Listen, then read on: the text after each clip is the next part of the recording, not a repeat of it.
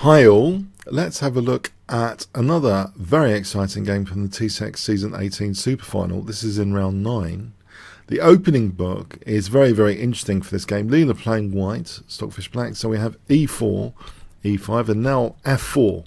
This is a relic from the romantic era of chess where gambits were all the rage. This was a very, very popular system at one point. So e takes f4 and we have now knight f3. Black is immediately threatening. Well, you can treat it as a threat, queen h4 check. So that's why knight f3 is actually more than just the normal developing move. It protects the h4 square here. There is also, though, a wilder invitation for queen h4 in the form of bishop c4. So that bishop's gambit there. But here we have, knight f3, d6, and this is the Fischer defense. It's thought to be a kind of close to refutation of the King's Gambit. Fischer had a famous game where he lost to Boris Spassky, and so annoyed he wrote this kind of essay on the refutation to the King's Gambit, and it involved this early d6. Now d6, it looks like a very, very solid move. We have d4 and now g5 clinging onto the pawn. Also the possibility of the pressure on d4 here, and even if white ever plays d5, that's welcomed. We have a dark square strategy emerging, and I've often played this with this and this and this, and you get a nice grip on the dark squares. We have knight c3. Now here, in fact, black goes pretty materialistic with g4, and this actually gives white quite significant compensation. I'm not sure I would play g4 that much. I'd rather play it positionally here with h6 and bishop g7. So we have this circumstance where this is actually a well-known piece sacrifice, which is thought to be pretty dangerous. Bishop takes f4. I mean, if we look at games of Morphy and Anson, I suspect they've had similar games like this where they've smashed their opponents to bits with this f-file. So black's collecting that knight, but white gets a huge, lead in development. Possibility to castle queenside, f7 target, f-file pressure, fragmented pawns here. There's a few issues for black, which are difficult to quite difficult to defend sometimes. Knight c6, and now bishop b5, and this is the last move of the book given. So this pins that knight to relieve the d4 pressure. In this position, just for the record, castling queenside has been played by none other than Alexei Morozevich against Alexandrov in Shenyang 2000. He actually went on, unfortunately, to lose with white. He kind of lost with white eventually there in 62 moves. But it was a wild, exciting game. So bishop b5, and we have bishop d7 unpinning, so renewing the threat of knight takes d4. And white Stockfish just takes here, actually. Sorry, not Stockfish. Let's get this right. Stockfish is playing black. Leela takes on c6 here. But my notes indicate, this is the point of confusion, when Stockfish was white in the next game, actually Stockfish just castled queenside. So this is a very interesting decision point where, for some reason, Leela thinks as white to take on c6 is a good bet, giving up the light square bishop. Sometimes this can backfire when you give the opponent a bishop of a certain colour without the counterpart. So Stockfish didn't do that. Stockfish just castled queenside. So we have b takes c6 here. On bishop takes c6, perhaps d5 is a useful tempo gainer with e5, and it looks visually quite dangerous for black here if we look at this position. But actually, maybe it's okay. Black technically has a small edge, in fact. So anyway, we have b takes c6, and now white castles. Bishop g7, so looking at d4 again to be able to take with check. That might be useful. Rook a1 parrying that, it seems. An alternative e5 might be running into d5, kind of closing up the centre. And here bishop of and knight e7 and rook g8. And actually black's tactically fine. If here, then rook takes g3 and then rook takes c3 and black has a big advantage. So it's not that easy to break black tactically, it seems. So anyway, we have rook ad1 supporting that d4 pawn. h5, and now that does put on the table bishop g4 sometimes. We have e5. You might think, what about bishop g5 trying to go for that classic queen f7 mate? The thing is, black just takes here, protects the bishop, and the king's got d8. So that doesn't really work very well at all. So after this h5, we have e5 though. And that's kind of tying down the bishop. There's queen takes c6 check if bishop g4. So the bishop can't do that because, you know, queen takes, and that will be check, you would imagine. So d5. So this renews the idea that maybe bishop g4 is useful at some point. We have queen g3. And now with the centre kind of less scary for the king, we actually have this retreat move, bishop f8. Now bishop g5, bishop e7 is played here. This seems to be the safest. There's quite a bit of fun and games here on queen b8 to analyse with this f file. For example, rook takes, check, queen f4. So that threatens queen f7 checkmate because the bishop's cutting d8. In this position, it can get a bit gory after queen g7. To say the least, this gets a bit gory. In fact, you know, white is getting a lot of material there with a big advantage. So it seems Stockfish plays, as you might expect, you know, much safer bishop e7. We have bishop takes, knight takes, and now rook f6. The thing is here, if we look at rook takes f7 again, it doesn't really seem to work. After king e8, queen g7, there's bishop g4 here, funny enough. This is a key escape square being made for the king, and it doesn't. It seems as though anyway this should only be this should be an even position after all the fireworks. White can grab a petrol check here. This is just an example variation. So yeah, very, very interesting stuff. So on rook takes f7, yeah, that is kind of dangerous if king takes. So here, but that was on king e8, so that invites queen g7. The thing is, there is an improvement though to point out here. Black in this position plays actually knight f5 in this position. So after that check, just play knight f5. And in fact, this position here now, after rook f2, rook g8, is much better for black. Black's holding on there to the f5 knight, etc. Everything's great for black. So yeah, it's not that good, this whole rook sacrifice conception. So instead, rook f6 was played. And we have now... Oh, there's another thing to point out. You might think one of the points of doubling the pawns is to get a knight into c5. If that is played as an alternative here at move 16, it seems knight f5 is good. And here queen g5. And here now there's knight e3 hitting the rooks, threatening mate. And here this is just great for black. So if we look at this again, so knight f5 here, knight e3. If queen d2, then just rook g8, and that g file's handy for black, as you can see. So this is just great for black. Yeah, it's all winning for black there. Okay, so rook f6. We have rook g8.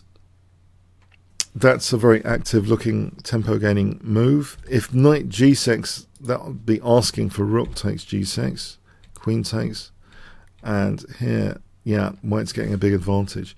If knight f5, queen g5, and here white can take on f5 with a small edge. So rook g8 is by far the best. Queen f4. This is a pretty accurate move, it seems. If queen f3, then bishop g4. and then taking, and here bishop takes. There's no problem for black. If queen f2, then there's bishop h3, if g3, queen d7. If rook takes, bishop f5, disconnecting, and if rook f6, h4, this position ends up being pretty good for black. Black's getting an advantage there with the piece up, the blockade on the light squares. So queen f4. We have now rook g4, another tempo gainer now, queen f2.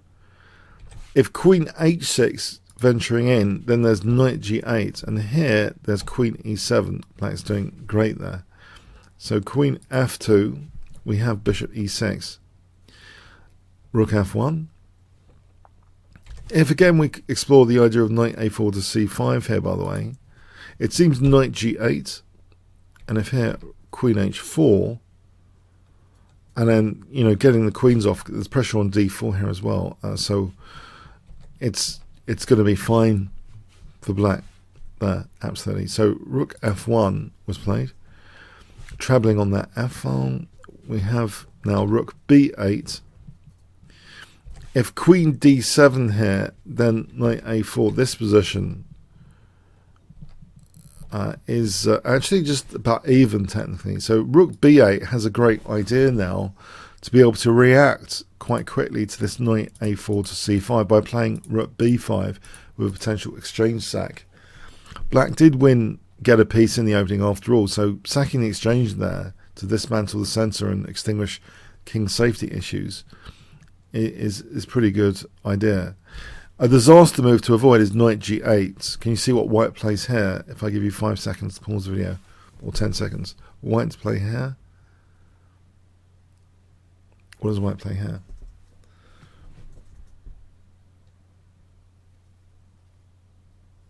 Okay, rook takes e6, knocking out that light square defender. Queen f7 checkmate. So rook b8, we have b3. If knight a4, then rook b5. And if knight here, then taking, and then king d7. And this is just great for black. Black's getting a big advantage. If instead rook takes e6 there, then king d7, that's fine. So we have in the game continuation b3 though, and now king d7, knight a4, and now rook b5. So to be able to answer with an exchange sack, knight b2. Here, if c4, black just takes there on c4, and this is fine for black, no big problem. So knight b2 is played, and now c5 undermining white's centre. It is a double pawn to be used here. a4, rook b8, knight d3, we have c takes d4. h3, if knight c5 check, then king c6. This position is nice for black here after knight c6. So we have h3, rook g8, knight c5, king c8, queen e2, rook b4. This gives the possibility of king b8 then on check. So we have a5. If queen a6 check, then king b8. And if knight takes here, this is fine for black. It's good for black. So a5, we have queen e8, knight takes, f takes, rook takes. And now d3, very, very interesting move, d3, trying to nudge that queen away from g2. Very interesting tactical move. I mean, it's okay to play. I think it's okay also to play queen d7. For example, like this, should be okay for black. But d3, yeah, it looks really, really strong. C takes is played, because if queen takes, can you see what black plays here, which is very naughty? If I give you 10 seconds to pause the video, what does black play in this position?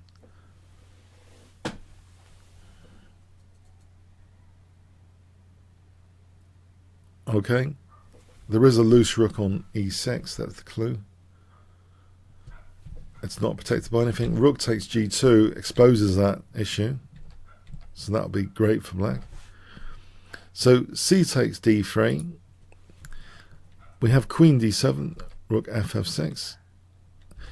If rook a6, then c6, it seems an adequate defense, and rook b5 seems an adequate defence there. Black has a big advantage. So rook ff6.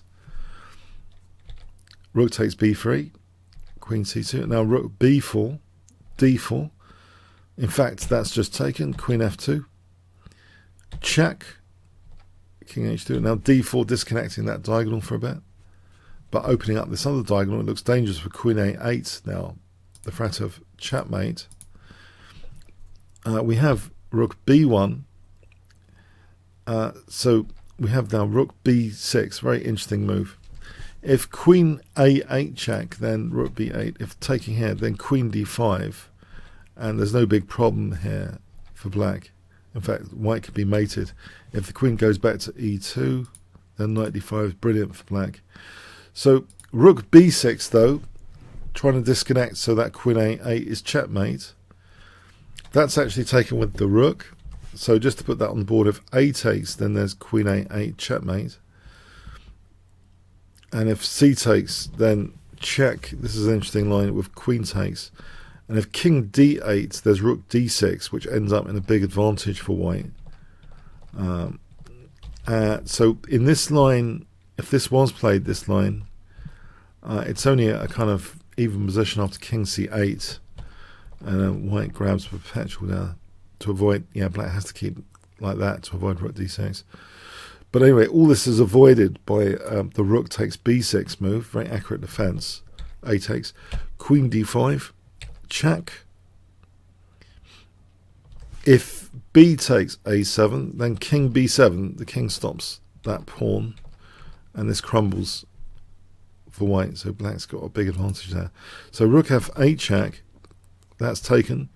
And yeah, Stockfish is giving up actually, and whole knight just to get a better ending here.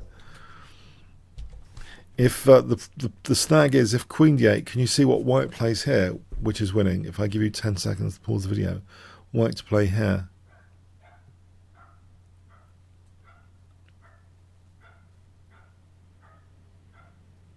Okay, there's nice b7. That, if king d7 were just taken and queen, so if taking here would just win the queen, that's going to be a big advantage for white. So king b7, the idea is to give up the knight. So a takes. So this end game is only a pawn up, but look at this passed pawn here. It's very dangerous looking. e6, check.